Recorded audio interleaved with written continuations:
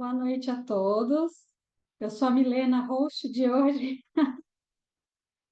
Bem-vindos a mais um Darshan com o nosso querido mestre Saulo. Darshan, como sabemos, é uma rodada aí de perguntas e respostas. E eu tenho certeza que hoje, como sempre, né, nós teremos respostas muito importantes que trarão para a gente um pouco mais aí de conhecimento e acalando também para os nossos corações. Nós temos 5 perguntas hoje, Saulo. Então, bom, eu vou começar e a gente Eu vê. vou tentá-las responder em 30 minutos cada. Vamos ver se a gente consegue. Tá legal. Então, vamos partir para a primeira pergunta, sem mais delongas. Eu esqueci de uma coisa importante. Hoje é dia 10 de fevereiro de 2025. Por isso que eu passei a Então, cola antes. pois é, e ainda assim quase que eu esqueci. Então, vamos lá para a primeira pergunta, que é a seguinte. Saulo, ontem no satsang, você nos falou sobre o comentário que fizeram com você sobre a aparente frieza contida na fisionomia de Buda e o porquê disso. E em outro momento, você falou sobre o número crescente de crianças que nascem com algum transtorno. Minha filha autista tem reações ou não tem que assemelham-se à apatia, não emoção. Com o devido respeito e na devida proporção, essa apatia se assemelharia à aparente frieza? São duas coisas diferentes sendo colocadas na mesma questão, tá? Então, já que está citando o satsang de ontem, então eu vou trazer a fala do satsang de ontem, no dia 9 de fevereiro, que foi exclusivo para o grupo do discipulado. Na fala de ontem, para contextualizar, tanto as pessoas que estão assistindo ao vivo quanto as pessoas que vão assistir depois, nós dissemos de um comentário de um empresário que ele trouxe a palavra frieza, a expressão frieza para expressar a forma como ele percebia o Buda.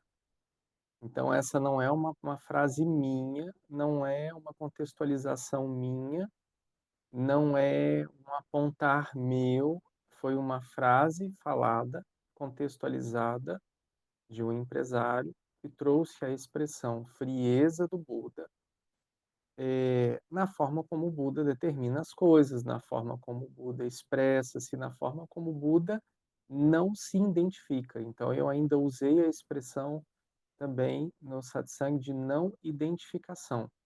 E aí eu trouxe que a não identificação não é apatia.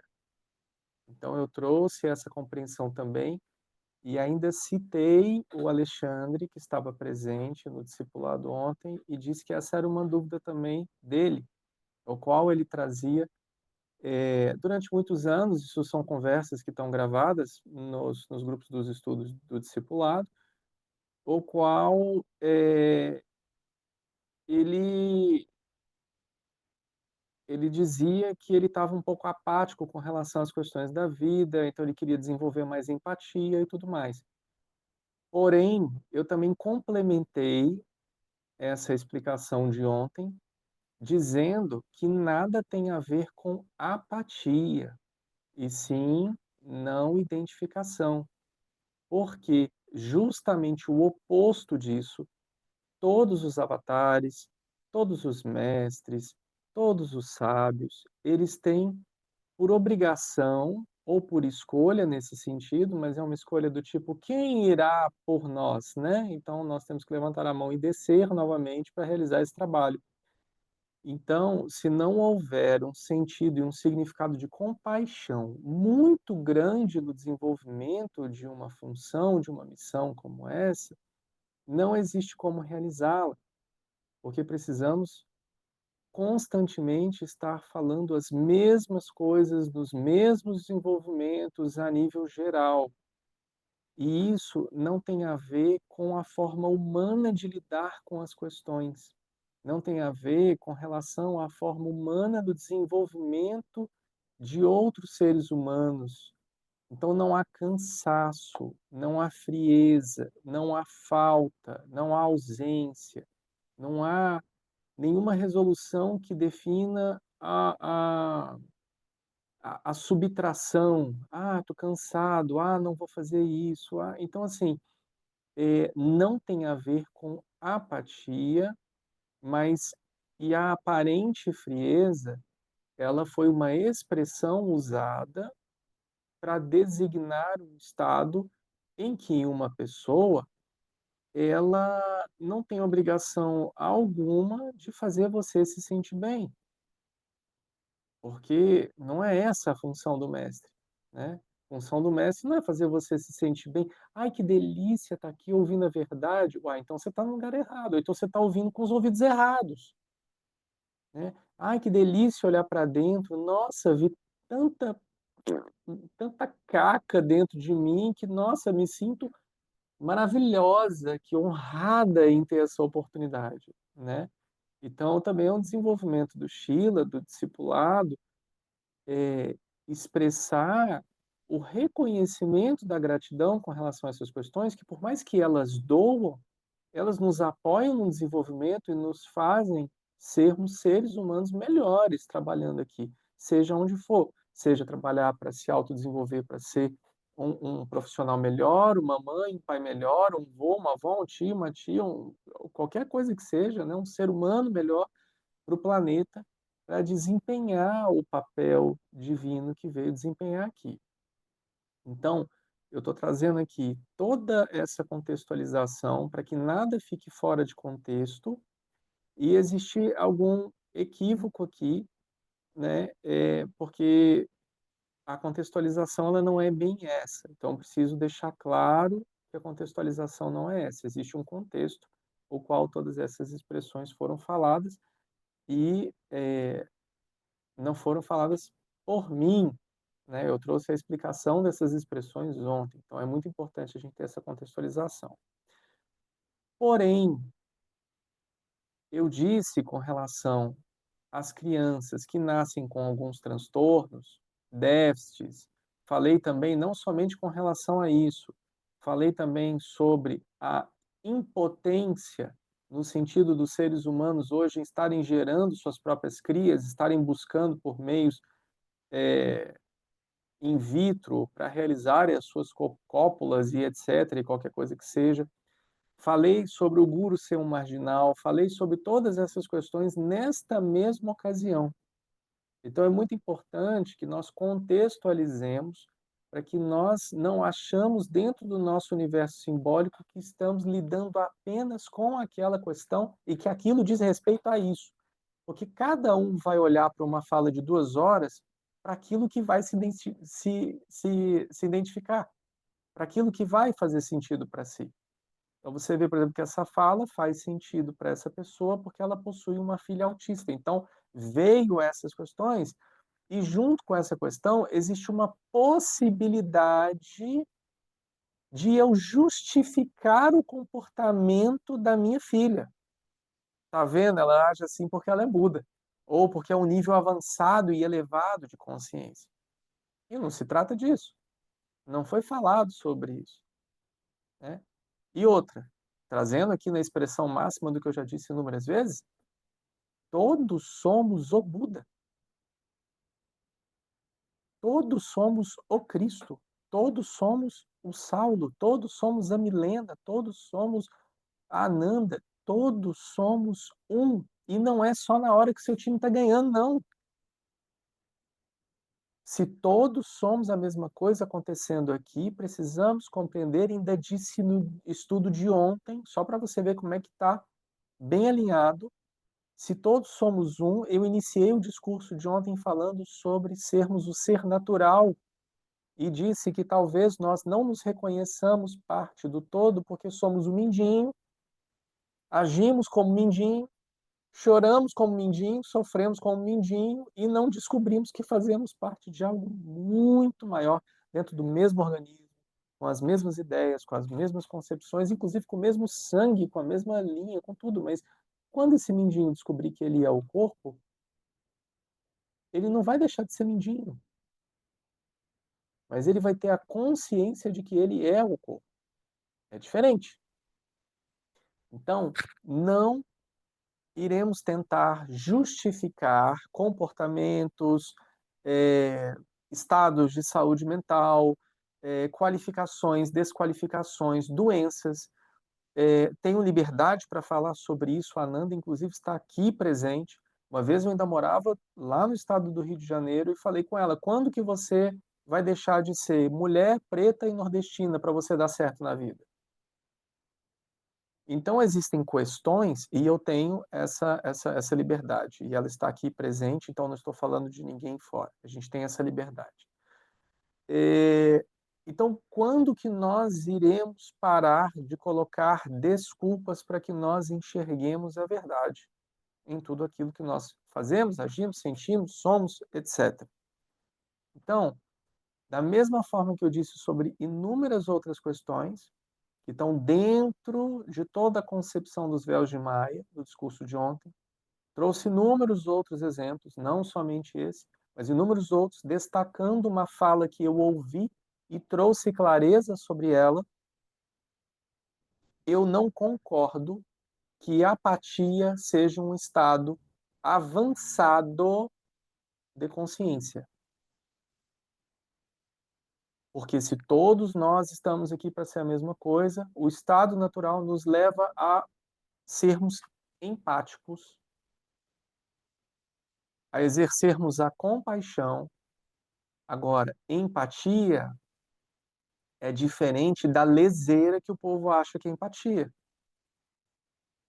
Assim como caridade não é fazer boa ação, entendem? Assim como amor não é ter ciúme.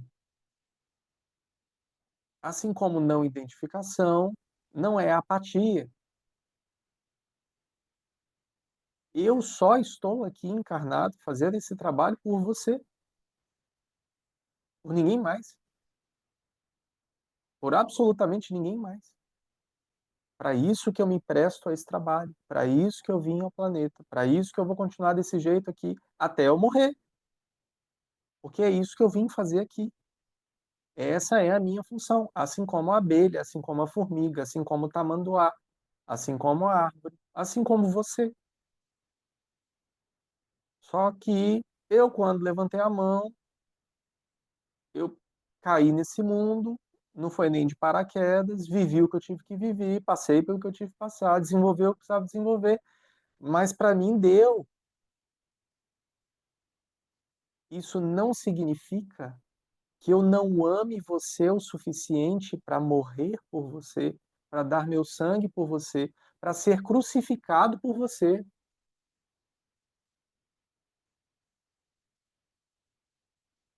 Compreende isso que eu estou trazendo? Então,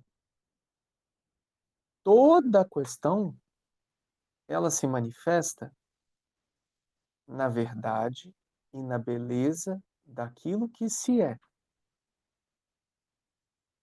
Se nós, porventura, viemos com um transtorno, uma doença, ou o que quer que seja, isso vem para nos ensinar e vem para nos ensinarmos a todos que estão conosco.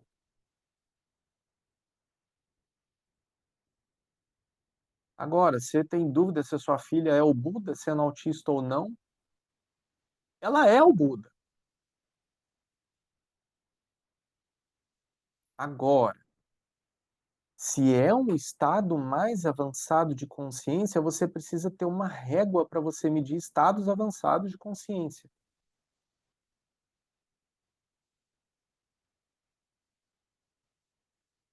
Ah, mas eu amo, mas eu não demonstro. Eu sinto, mas eu não faço. Eu medito, mas eu não ajo. você tem uma dicotomia entre os três principais poderes de força de manifestação plena que temos, que é o pensar, fazer e sentir, não é isso? E aí eu manifesto, eu sinto, eu penso, eu ajo, eu manifesto. Se eu vim ao mundo e eu dependo de outras pessoas para o cumprimento, talvez outras percepções, ou energia, ou desenvolvimentos, ou dons, etc., sejam disponíveis para o universo de alguma forma. Não é sobre isso que eu estou trazendo aqui. Eu estou trazendo, inclusive, que me veio aqui para dizer a vocês, de uma leitura do Evangelho segundo o Espiritismo, que diz que grandes missões só são dadas a grandes generais. E se um espírito, estou parafraseando o Evangelho segundo o Espiritismo, e se um espírito se diz capaz do cumprimento daquela missão, ele precisa ser capaz, independentemente do que seja, você compreende? Eu posso não ter visão alguma, mas eu pinto como se tivesse, eu toco como se tivesse, eu componho como se tivesse. Eu... Então, as ferramentas para o ser humano, todas as ferramentas disponíveis para o cumprimento daquela missão são disponibilizadas, sejam elas quais forem e seja qual missão for, de que forma for. Então, você não pode esperar menos. Volto para o parafraseio do Evangelho segundo o Espiritismo, modulando uma questão que eu não sei qual é, mas está lá dentro. Quem conhece sabe ou vai buscar e vai achar em algum lugar lá dentro, que como grandes missões somente são dadas a grandes generais, assim também é como todos aqueles que se dizem o espírito tal, o fulano de tal, o mestre tal, o padre tal, o santo tal. Porque toda uma composição virtuosa precisa acontecer para que aquilo seja concluído como verdade. Até mesmo, pois, dentro do próprio livro que eu estou citando, há a expressão máxima de que toda consciência dos seus atos deve ser medida por fruto de suas ações. Porque existem até mesmo os grandes espíritos enganadores. E saio do Evangelho segundo o Espiritismo e vou para a Bíblia, que fala exatamente a mesma coisa. Porque sem amor, de nada adiantaria. Você vai ver grandes sinais nos céus, você vai ver prodígio, você vai ver milagre, você vai ver o que você quiser ver. Está escrito. E você tem uma lógica do porquê que eu estou trazendo para vocês. Porque você tem uma lógica de uma régua, o qual o desenvolvimento é o mesmo no ser natural, porque ele não tem início e não tem fim.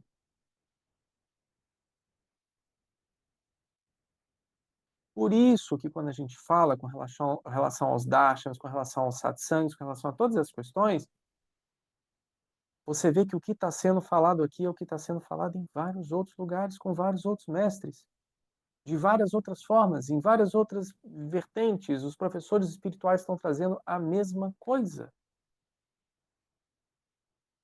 Inclusive, muitas vezes, com as mesmas palavras, inclusive, muitas vezes, no mesmo dia, com a mesma energia. Eu até brinco, só muda a embalagem. Porque eu vou fazendo toda uma compreensão, aí eu chego numa verdade que é essa. De repente eu vejo, "Ah, nossa, isso já está escrito há 6.000 anos e eu nunca tinha visto isso em nenhum lugar." Assim como foi o estudo da Mahamani. Quando em um satsang de 2020, eu estava falando sobre a origem do sofrimento do ser humano e ela buscou e estava lá nos sutras do yoga. Eu cheguei no meio de um discurso em 2020, pirado, parecia que eu estava louco naquele discurso, que eu nem sei porque eu estava louco. Discurso muito maluco. E eu cheguei na mesma conclusão dos sutras do yoga. Você acha que isso é coincidência? Então, como se eu não tenho a percepção do que é o natural, do que é o que está acontecendo por trás desses véus, como eu vou ter essa mesma conclusão se eu não vivo isso? Se eu não sou isso? Eu seria, voltando parafraseando a Bíblia, eu seria como um símbolo que tine.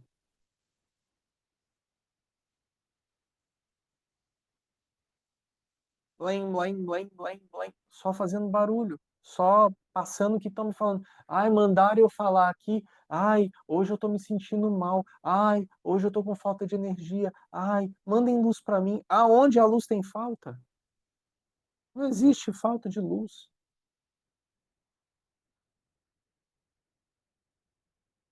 Existe falta de consciência. E aí essa sombra vem e bloqueia a tua passagem para ver a luz. Porque a sombra é maravilhosa. Imagina que a sua sombra tem o seu número, parece com você, ela vai ocupar um lugarzinho perfeito. Então, não existe semelhança entre estado apático e não identificação. Não existe semelhança entre distúrbios e a consciência do Buda. Não existe semelhança entre o arroz e o feijão, a não ser que são grãos. Mas são grãos diferentes. Mas não existe semelhança. Podem se complementar, podem se desenvolver, pode vir trazer algo maravilhoso para o mundo, mas não é o que foi falado. Então, precisamos contextualizar melhor as nossas posições para que não fiquemos em dúvida ou coloquemos em xeque qualquer questão. Mas, para deixar a mamãe feliz, sua filha é o Buda, assim como todos somos. Sua filha é o Cristo, como todos somos. Sua filha é o divino, como todos somos a presença eu sou, todos somos tudo. Cada um no seu estado de consciência, cada um na sua presença, cada um desenvolvendo o seu máximo papel. Eu, por exemplo, já falei isso várias vezes, por isso que eu vou citar-me a mim mesmo, eu vou citar. Eu já acredito que muito do que eu já tinha que fazer aqui eu já fiz, eu já passei muito do que eu tinha que passar, eu não tenho mais muita coisa para passar. Então agora eu preciso ficar num lugar que é mais ou menos esse lugar que a gente está. Vamos tentar esclarecer mais as coisas, vamos tentar desenvolver mais um papo, uma troca, um discipulado, uma oportunidade para a gente trazer mais clareza. Porque ensinamento, direcionamento, eu basicamente já trouxe tudo. E não me frustra, porque eu não estou envolvido na apatia ou na empatia, mas sim na compaixão. Não me frustra em ver inúmeros direcionamentos passados que foram ignorados ao longo dos anos. Assim como também não frustraria os sutras do yoga, como também não frustraria os Vedas, assim como não frustraria a Bíblia, assim como não frustraria a Torá, porque tudo ali já foi passado. Agora, se as pessoas vão se lembrar ou não, se elas vão fazer ou não, aí o problema, né, o karma, dizendo assim dessa forma, é das pessoas que não cumprem. E não há problema nenhum com relação a isso. Mas eu vejo que claramente, assim, cada vez mais meu tempo aqui ele já está um tempo que já é um tempo de desprendimento e serviço, desprendimento e serviço, desprendimento e serviço, sem o preciosismo de vamos abrir aqui na página 512 para que a gente leia a nona linha a respeito do... Até podemos fazer isso, mas eu acredito que a gente tem tanto mais coisa para viver e fazer e desenvolver e, e essas questões. Eu acredito que eu tenha respondido a pergunta, né? Eu trouxe uma contextualização bem contextualizada, inclusive, muito bem contextualizada, e eu acredito que seja isso. Agora vai ser a segunda questão com 30 minutos de resposta, não é? Então, vamos para a segunda questão. Por que que quando iniciamos no caminho do despertar espiritual, parece que tudo em nossa vida começa a ficar mais difícil, mais desafiador?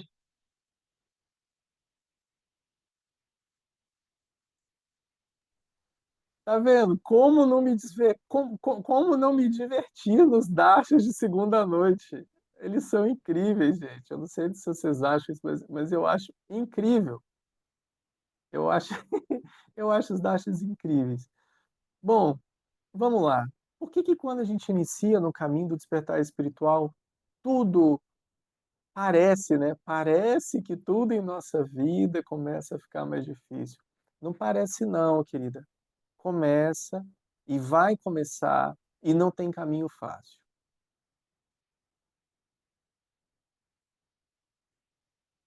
Aí você vê, ah, mas não tem caminho fácil.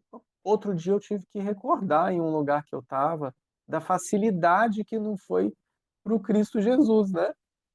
Uma facilidade enorme que ele teve para trazer a palavra dele para você, o amor dele para você, o desenvolvimento dele para você. Você poder sentar na sua cama, ter um livrinho com os ensinamentos dele, todo escritinho, bonitinho, transcrito, né? Tudo direitinho. Então, foram coisas muito fáceis, muito simples, assim como para todos os apóstolos, assim, para a maioria dos yogis também, né? Eu acho que talvez os yogis eles só não foram mortos, ou a grande maioria deles, porque ali teve uma grande guerra, né, no Tibete, com a Índia, nos monastérios, aquelas coisas todas, mas enfim, a maioria porque a religião ela já estava muito bem sedimentada e todos eles eram religiosos, né? Então, assim como também não é muito comum, mas existe, por meios políticos e de guerra, a matança dos sacerdotes, dos padres, dos bispos, enfim, isso existe em qualquer lugar. Mas você vê, né, como que foi fácil você ter acesso a todos esses conteúdos. A gente não precisa ir somente no espiritual, trazendo o espiritual nesse sentido religioso. A gente pode chamar as suas amigas bruxas que trouxeram os conhecimentos das ervas, das coisas, e tem todas as questões esotéricas e místicas. Foi facílimo para esse povo trazer esse conhecimento para você, né? E aí a gente quer receber tudo, quer receber o ensinamento, a sabedoria, o desenvolvimento, tomando chocolatinho quente debaixo do edredom em casa, quentinho, e mexer com esse tipo de coisa e não achar que vai dar em nada. Aliás, e achar que não vai dar em nada. Não tem jeito. Se você vai começar a trabalhar um caminho espiritual, minha querida, meu querido, saiba que suas estruturas vão ter que ser rompidas. Não tem outra questão a ser trabalhada a não ser isso. Eu me recordo. Vocês gostam de caos? Eu vou contar um caos para vocês. Posso contar um caos? Vou contar um caos. Isso é bem antigo. Eu já falei isso algumas vezes. Mas eu acho que tem anos que eu não falo sobre isso. Anos mesmo. Muito tempo. Mas me veio aqui para contar para vocês, porque está aqui, né, no caminho do despertar espiritual. Quando eu comecei meu despertar espiritual, aí, sabe aquilo? Você começa a ler sobre os mestres, aí você começa a entender sobre aquelas coisas, aí energia, os raios, aí você faz um curso de reiki, Aí você faz, você vai, você vai entrando naquilo, vai desenvolvendo, vai se empoderando, vai compreendendo como é que funcionam as coisas e tal. E aí eu comecei a trabalhar num centro de fraternidade lá em Belo Horizonte, quando eu ainda morava lá em Belo Horizonte. Trabalhava no centro de fraternidade, não era espírita, porque tinha outras entidades e tal, PPP, umas coisas assim. E, obviamente, se você está ligado à espiritualidade, seja você quem for, você vai entrar num centro, eles vão sentir sua energia e vão falar assim: você precisa trabalhar, tem que trabalhar. E, obviamente, a entidade está falando que seu lugar de trabalhar é lá. Por quê? Porque você precisa de trabalhador na casa. Então, sempre vai ser assim. Sempre vai ser assim. Assim como eu falo, ó, sentir o quentinho no coração, vem ser voluntário da sangue, porque a gente sempre precisa. Então você vê, cheguei lá, comecei a trabalhar no centro lá, não era um centro espírita, mas funcionava como se fosse uma casa espírita. Mas tinha uns mestres era um altar com os mestres da Fraternidade Branca e tinha lá os desenvolvimentos. Aí tinha desenvolvimento mediúnico, tinha abertura de não sei o quê, tinha passe, tinha cura, essa coisa toda. Eu nunca tinha feito nada disso, eu nunca tinha entendido nada disso e tudo mais, mas me botaram lá na cura e começaram a me ensinar como é que fazia coisa de energia, pá, que podia, que não podia, como é que era, como é que não era e tal.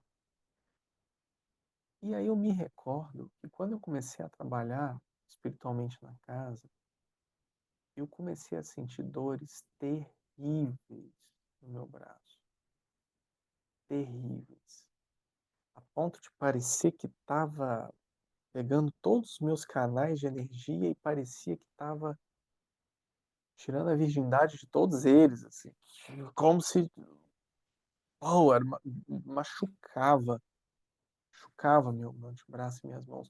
E eu ficava com muitas dores mesmo, muitas dores. A Angélica até acabou de entrar aqui, ela se lembra disso. Eu me recordo que o pessoal pediu para eu chegar antes, para eles fazerem uns paranauê assim na minha mão, nos braços e tudo, porque doía muito. Então, sempre quando eu me colocava à disposição para o trabalho, da energia lá do centro que eu trabalhava, minhas mãos queimavam assim, para eu desistir daquilo. E ficou durante muito tempo desse jeito. Mas muito, foi pouco não, muito. E doía muito, e ardia e machucava como se fosse um ácido passando assim pelas veias, sabe? Pelos canais, assim. Era muito ruim. Só que eu defini, que eu falei assim, então, eu vou continuar fazendo isso.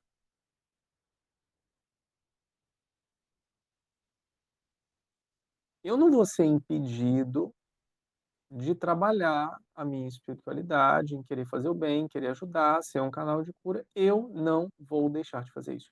E isso ficou muitos dias, eu nem lembro se passou de mês, mas ficou muito tempo.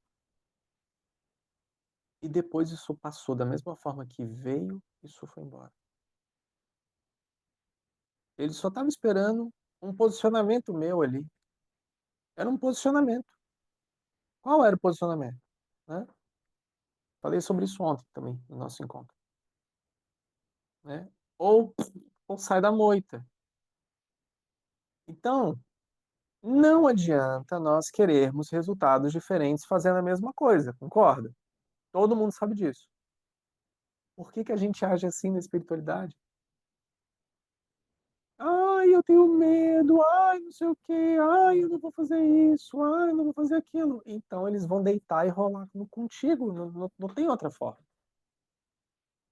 Se você não se posicionar, mas isso é para tudo na vida, se você não se posicionar, obviamente todas essas coisas irão acontecer. Agora, parece que tudo começa a ficar mais difícil? Não parece. Sim, fica mais difícil. Fica mais difícil por quê? E quando você vai de encontro àquilo que é real para você, é um propósito para você, é algo que você está vendo para sua vida, você vai perceber vários caminhos tortuosos que você trilhou para chegar até lá. E vários desses caminhos tortuosos têm consequências. É kármico. Isso não é julgamento, isso não é mal olhado, isso não é nada. Não. Você teve uma vida promíscua, você vai colher isso até com que você se resolva. Você teve uma vida com vícios, você vai ter que resolver isso até com que você se resolva. Você, enfim, com tudo. Então são energias, seres, encarnados e desencarnados, amigos, companheiros, companheiras, enfim, marido, mulher, filho, filha, o que quer que seja. O que não tiver vibrando na tua condição de frequência vai rodar.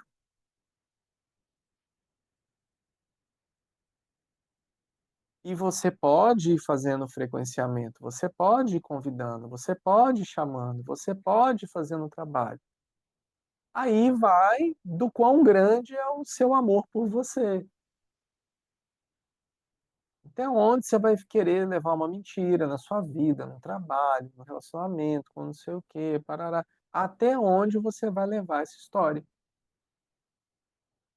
Então, mas e aí? Então, é isso, não tem outra coisa. A gente pode trazer isso para tudo na nossa vida, porque as pessoas têm mania de colocar a espiritualidade como se fosse uma coisa diferente. Ah, porque é espiritualidade. Mas não.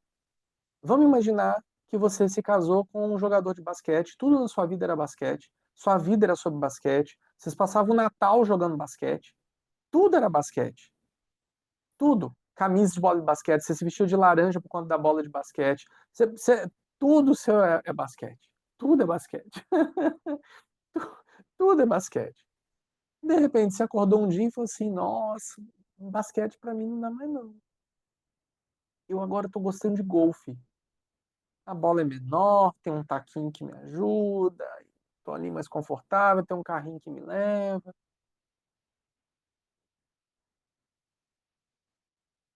As expressões que você usava já não vão ser mais a do basquete. Os lugares aonde você vai frequentar não são mais o do basquete. Não tem como. As roupas também não tem como.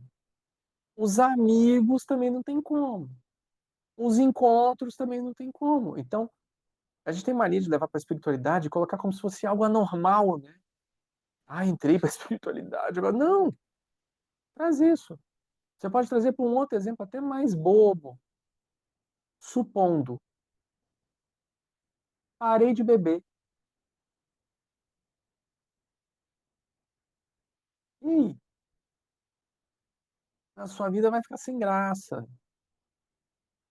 Aí seus amigos vão sair para beber, aos lugares que você vai. Aí as coisas, as conversas que não vão ter mais pé nem cabeça para você.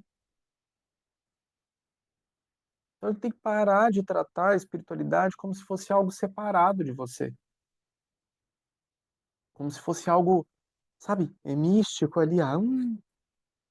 Comecei o caminho do despertar espiritual, tudo vai ficar mais difícil, mais desafiador. Vai, claro que vai. Por que não ficaria? Você quer que as coisas continuem iguais? Ou você está no caminho de um despertar para despertar? Despertar, abrir meus olhos, não é isso? Se eu preciso abrir meus olhos, eu preciso ver coisas que estão acontecendo que antes eu não via. Então, se agora eu vejo, eu preciso ter a ciência para que eu me posicione perante as adversidades do meu dia. O que é isso se não integridade? O que não é isso senão agir conforme o meu coração?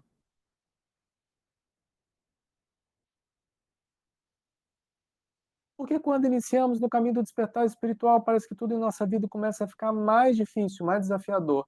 Porque quando você começa o caminho do despertar espiritual, você não vai mais ter saco para outras coisas que antes você tinha. Por quê? Porque agora você vê.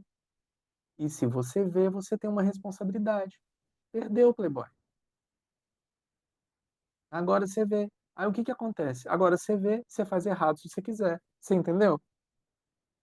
É, é,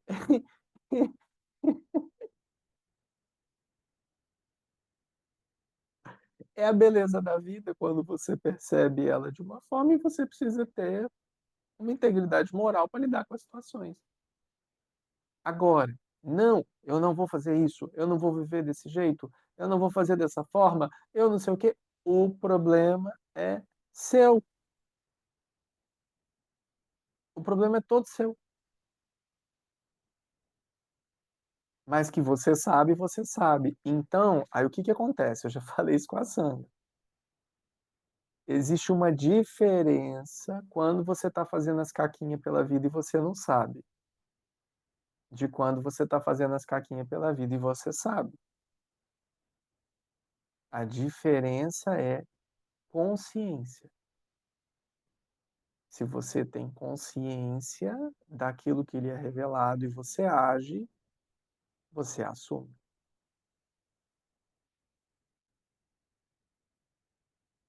Senhor, perdoai-vos, eles não sabem o que fazem. É por isso que eles vão estar comigo no paraíso.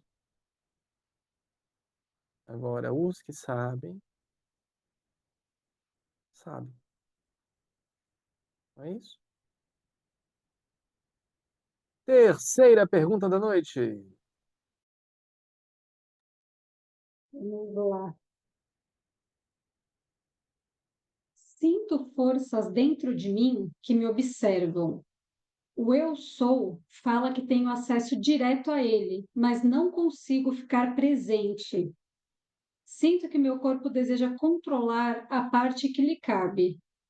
Devo parar de controlar o processo e deixar essas forças me guiarem? Vivemos dentro de Elohims? Não sei se eu falei certo essa palavra, mas enfim, deixa eu falar aqui. Em hebraico poderia ter o R, né? Aquele R agargantado, né? Elohim. Elohims? É. Então, eu compreendo a pergunta, eu entendo a pergunta, e eu entendo que faz parte de um sistema de um ensino que está dentro da Kabbalah ou questões que estão ligadas à, à filosofia zoroastrista ou algo assim do tipo também, que está meio que impregnada essa energia nessa colocação. Entendo sobre o eu sou, entendo sobre todas as questões que são colocadas aqui. Essa pergunta é uma mistura, a gente poderia chamar de indo-hebraica, sabe? Para ficar bem, não sei, algo assim, trazendo. Acho que só faltou o latim para ficar três línguas mães, né? O sânscrito, o hebraico, o latim, né? Para a gente ter aí o desenvolvimento. Enfim, eu não costumo responder perguntas do tipo assim: dragões existem? Entende? Ou qualquer coisa nesse sentido, porque eu não enxergo função. Mas a gente pode trazer algum tipo de direcionamento. Vivemos dentro dos Elohims ou qualquer coisa que seja. Eu deixo os espelhamentos das plataformas solares para as instituições que trazem o tipo de ensinamento necessário dentro desse espectro. Não faz parte da minha missão, da minha função no planeta, trazer algum tipo de explicação é, dentro, dentro de um sistema talvez científico, acadêmico, de compensações e compreensões sobre o sistema de corpos ou qualquer coisa que seja, porque esses ensinamentos eles já foram passados e já tem muitos livros sobre eles. Não é isso que eu vim fazer no planeta Terra.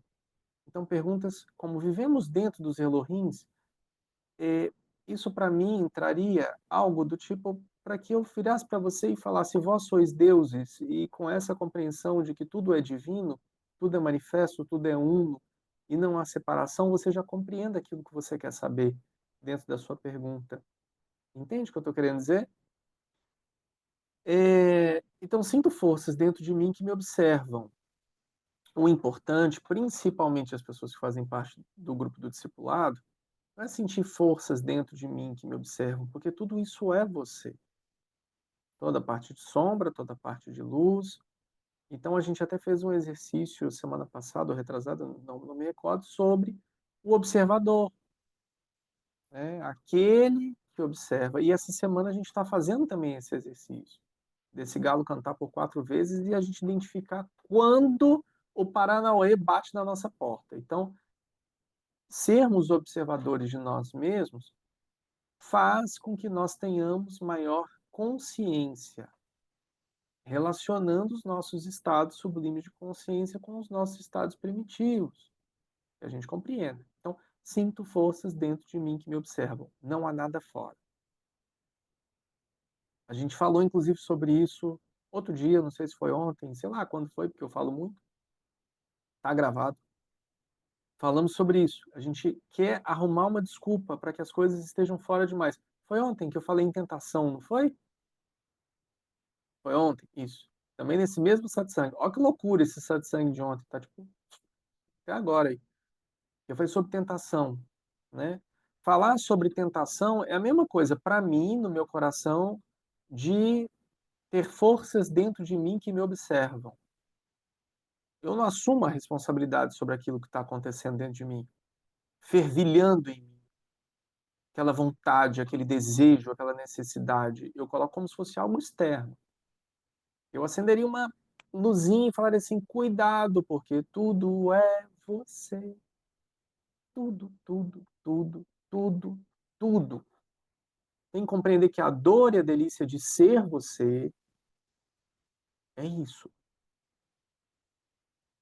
Não tem ninguém observando o que você está fazendo. Ninguém. Você e o seu auto-julgamento. Você é o prisioneiro, é o cárcere, é o juiz, é o advogado, vocês são todos esses. Você é, né? Todos esses. Você é todos esses. Você é. As forças dentro de mim, elas são incontroláveis. Essa força que me fez matar a minha avó. São incontroláveis. Essa força que me fez amar demais. Essa força que me fez. Não é isso? Temos que ter cuidado. Até mesmo porque, por questão de relação sistêmica, kármica, as coisas só irão acontecer aqui para mim porque eu tenho isso aqui acontecendo, ó, o tempo todo, ó. Meus dedos aqui, ó. Sabe o que isso aqui significa? Ó, um bate daqui e o outro bate daqui ao mesmo tempo, do mesmo jeito, é um espelhamento. Quem está te observando é quem é observado. Quem está julgando é quem está sendo julgado. Você só vai ter um desejo se aqui houver algo que irá provocar em você o desejo. E esses dois são a mesma coisa acontecendo.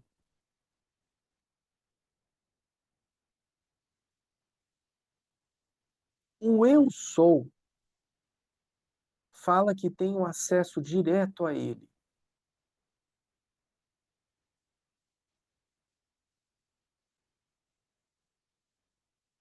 Logo, então, o eu sou aqui nesse caso não é você também. Percebe? Forças externas me observam. O eu sou fala comigo. Mas o eu sou não é o eu sou?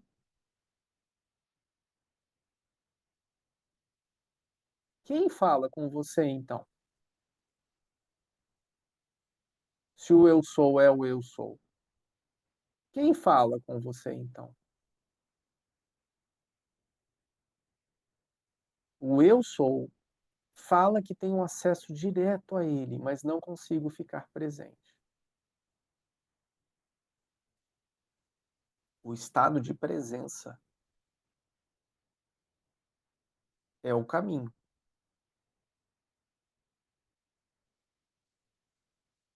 Como o eu sou fala com você e você não está presente?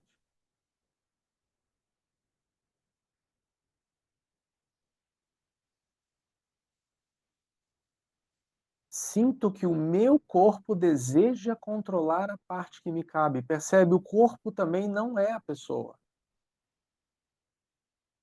Olha a complexidade. Sinto forças dentro de mim que me observam. O eu sou fala que eu tenho acesso. Eu sinto que o meu corpo deseja controlar a parte que lhe cabe.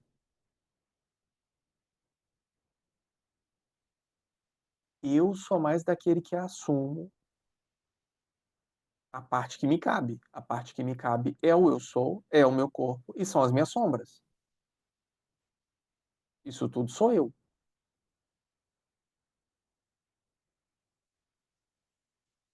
Sinto que o meu corpo deseja controlar a parte que lhe cabe. Devo parar de controlar o processo?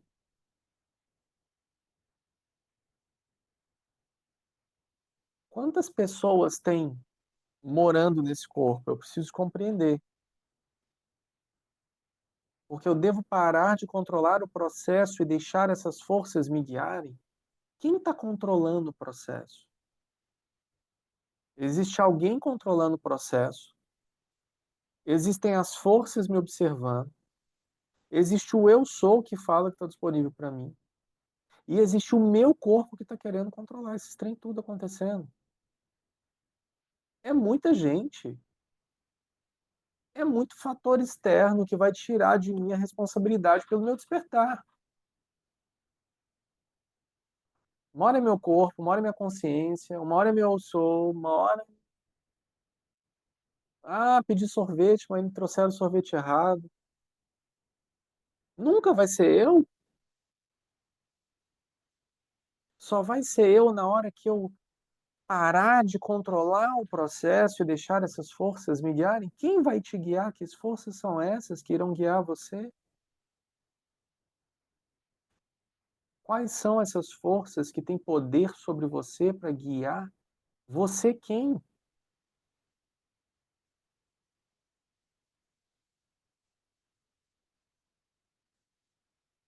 Se você é o eu sou, é óbvio que ele é disponível. A presença eu sou é uma só, disponível a todos nós. A presença eu sou só pode ser acessado em estado de presença.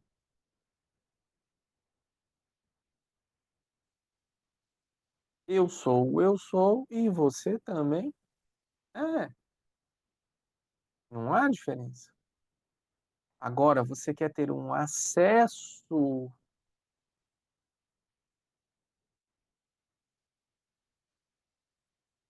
aí é a labuta. Aí é a labuta. Mas, parafraseando Robert Simpson, se a culpa é minha, eu ponho ela em quem eu quiser. Eu vou botar nos Elohims, eu vou botar nas forças, eu vou botar na presença, eu vou botar no corpo, eu vou botar onde eu quiser. Menos na minha possibilidade real de faxinar minha casa, pegar meu remo, entrar no barco e remar com fé, não é isso? Meu esforço, minha labuta, meu despertar, minha compreensão, a lapidação, a extinção dos desejos, das necessidades. Essa pim, pim, pim, pim, pim, é a lapidação. Se você ativar um botão e as forças começarem a agir e magicamente você despertar, querida, tem algo aí muito estranho acontecendo. E o que eu falava com a Sanga, que é sempre atual, claro, falava desde lá de trás, mas falei muito quando eu morava no Rio. Falava com as pessoas lá. Cuidado, porque até o sexto chakra se cai. Vamos voltar na primeira questão, o qual a gente falou lá da Ode ao Amor, do nosso querido Paulo, apóstolo. Você pode mover até os montes, querida. Você pode mover as montanhas, você pode fazer arco-íris no céu, você pode falar a língua dos anjos, você pode falar o que você quiser da tua vida. Sem amor, de nada adiantaria. Nada. Então, precisa compreender que existe um caminho. Porque se algo é mágico, seja o que for, entendam quando eu digo botão. O botão pode ser qualquer coisa. Pode ser o guro, pode ser a ayahuasca, pode ser o incenso, pode ser a jurema, pode ser o vinho, pode ser o que você quiser que vai te entorpecer de forma delicada e levar você a algum lugar, a algum estado de consciência, como se você não tivesse, como se, como se você não tivesse a realização disso em você, que você precisa de algo externo para que isso aconteça. Como se essa realização não fosse sua. Autorrealização, autocuidado, autoconhecimento, não é fora, é dentro. Quer fazer as coisas, vai fazer. Quer desenvolver, vai desenvolver. Quer estudar, vai estudar. Mas não esquece, no final das contas, tudo se resume a limpo, a tua latrina bem limpinha, para que você consiga beber água dentro dela.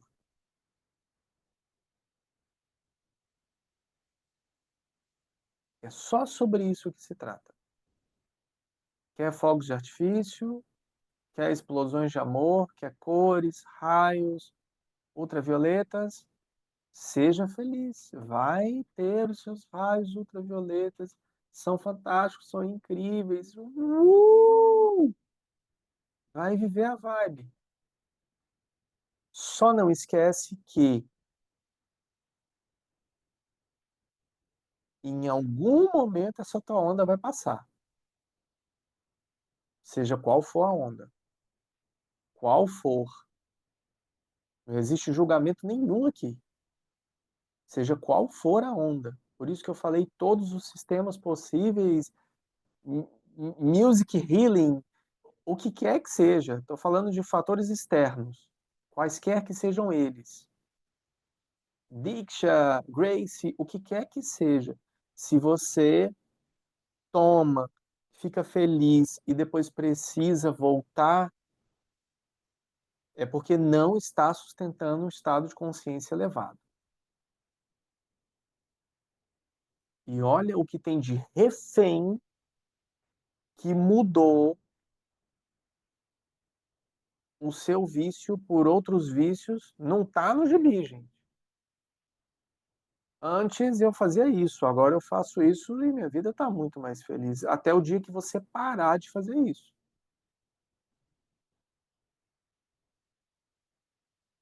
O conhecimento que vem para a autorrealização, ele compreende que você é suficiente.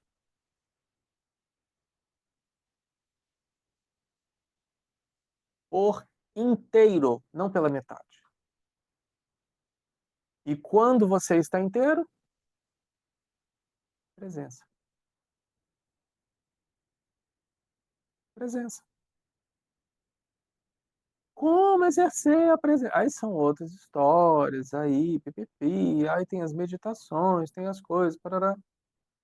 Mas o que é o yoga, se não o viver em presença?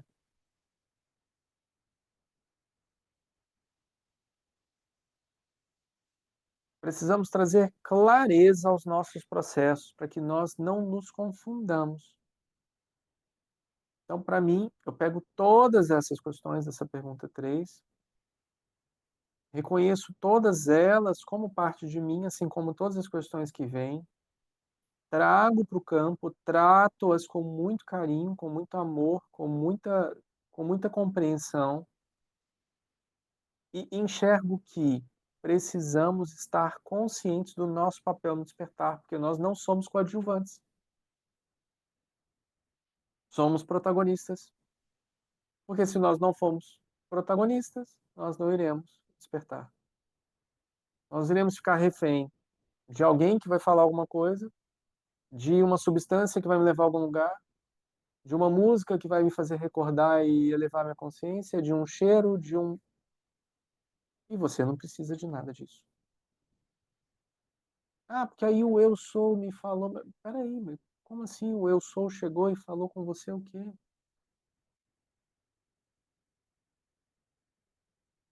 Se você é o eu sou, você está se ouvindo? É isso?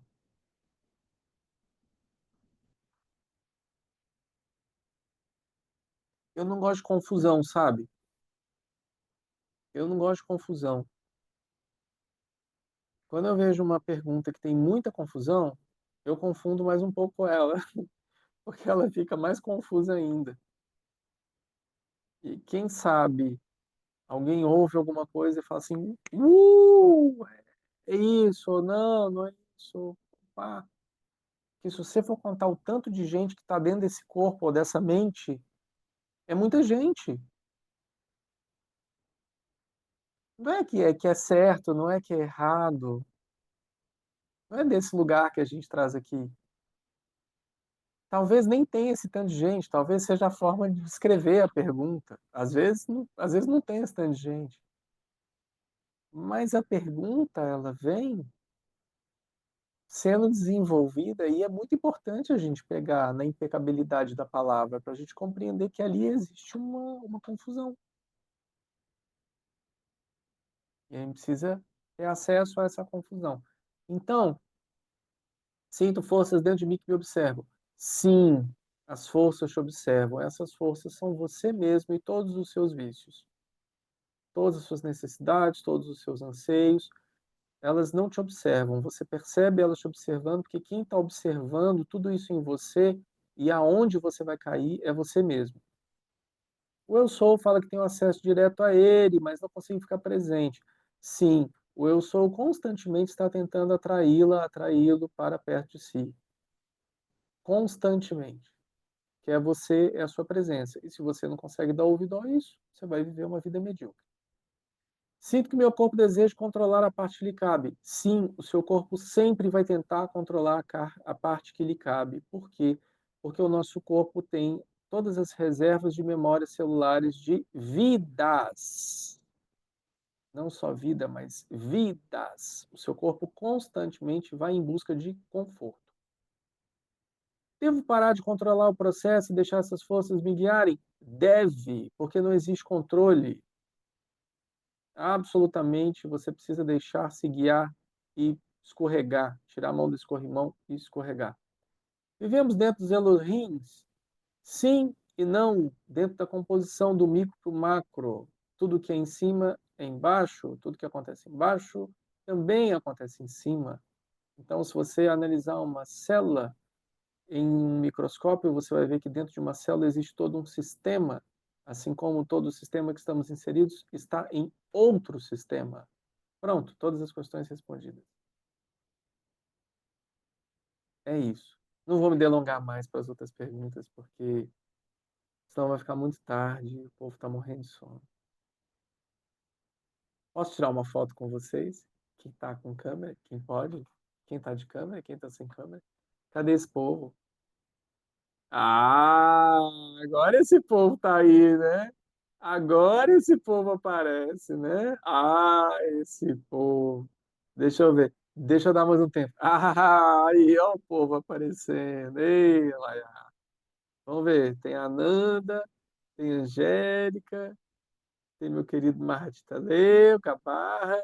Tem gente aí para tirar essa foto? Não. Ah, povo. Até arrumando cabelo agora, né? Esse povo é. Vou tirar uma foto aqui. Aliás, vou fazer um vídeo dando tchau para esse povo, porque agora eu posto meus videozinhos felizes lá.